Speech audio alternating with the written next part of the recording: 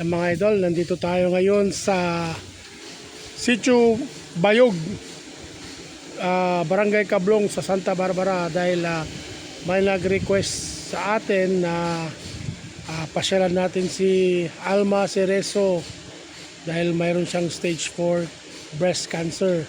Kaya papasyalan natin siya, kukumustahin natin at syempre bibigyan na rin natin ng konting pagmamahal. Alright, let's go! Yan mga idol, dito po yung bahay ni Alma Cerezo. Dito po. Yan. Tao po.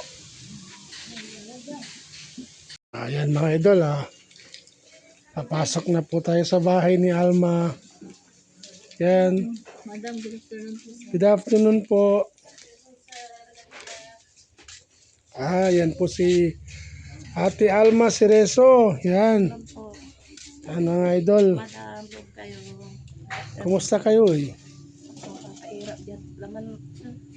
Ito, mga idol, si Ate Alma po ay mayroon pong breast cancer at stage 4 na po mga idol.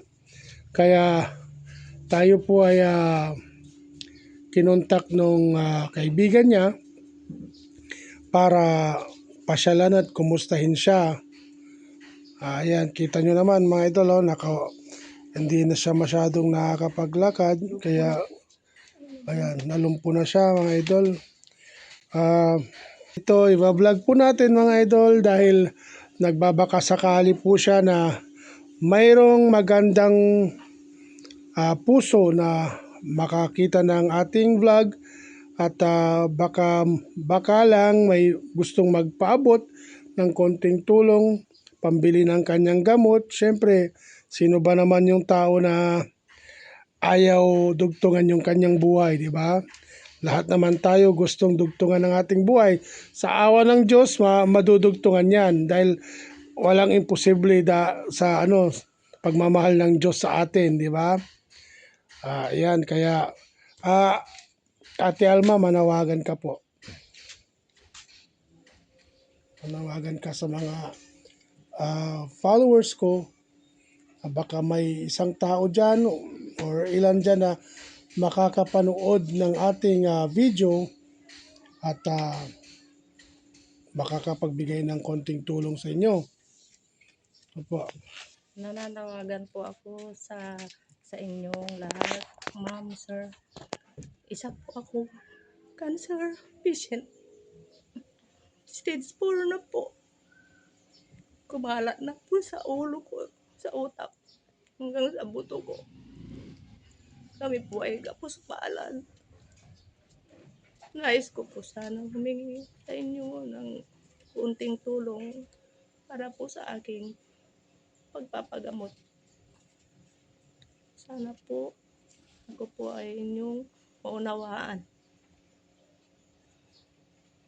para po sa karugtungan ng aking buhay. Dahil ang inaalala ko po yung mga anak kong 4. 4 po yung anak ninyo. Opo. Kailangan Ito, anak po niyo nila. po yan. Opo. Yan po yung anak niya. Isa pang maliit pa, mga idol. Yan. Tulungan niyo po ako. Sir, ma'am. Walang-wala na po kami. 5 taon na po akong nakikipaglaban sa cancer.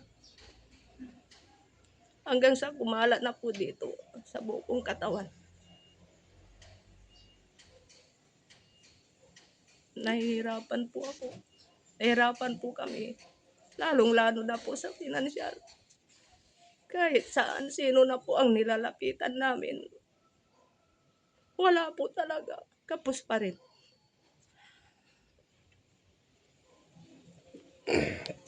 Yan mga idol.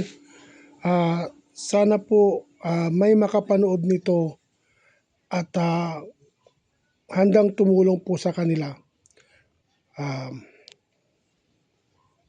Walang-wala na po sila mga idol. Kaya sana matulungan po natin sila, no?